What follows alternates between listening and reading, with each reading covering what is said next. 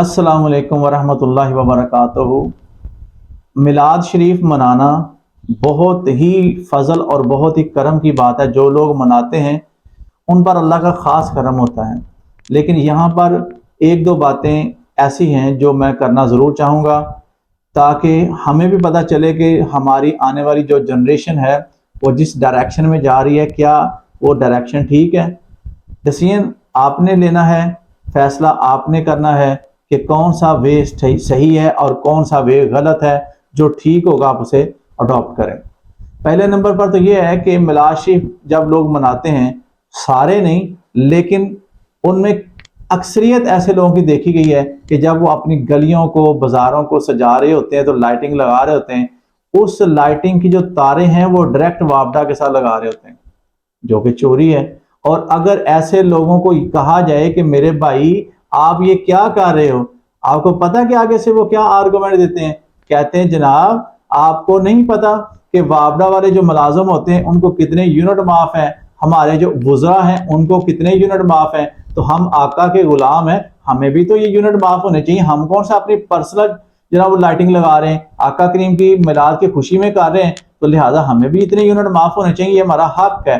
तो वो ये काम करते हैं, डंके की चोट पर करते हैं और आगे से ऐसे जवाब देते हैं, थेनेटिक जवाब देते हैं कि बंदा खामोश हो जाता है। लेकिन बहरहाल आप यकीन करें कि ये अमल ठीक नहीं है। और एक और बात कि मैंने एक मरतबा मस्जिद में बैठा हुआ था, मैं यकीन करें इसकी गवाही दे रहा हूँ, मैंने एक आलिम दीन के मुंह से ये अल्फाज सुने थे कि आप बिजली चोरी करके लगा लें, ऐसे कोई नुकसान नहीं है, कोई इसका जनाब आपको गुनाह नहीं होगा।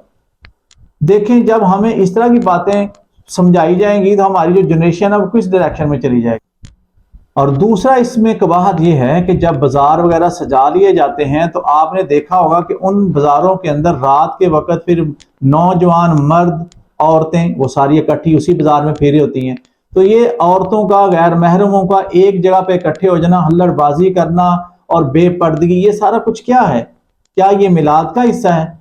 अगर गली को सजा लिया है, बाजार को सजा लिया, ये तो समझ में आता है, लेकिन आप जाके बाजारों को खुद विजिट करें। चलो मुझे छोड़ दें, आप खुद विजिट करें, आप डिसाइड करें कि क्या ये सही है, क्या ये अमल हमारा ठीक है। अगर आज इसको ना रोका गया, इसे कंडेम ना किया गया, यकीन करें आने वाला वक्त इससे भी ज्यादा खतरनाक हो जाएगा, क्योंकि हमने जो डायरेक्शन चुननी है वो रॉन्ग चुन ली, हम रॉन्ग डायरेक्शन में जाना शुरू हो गए।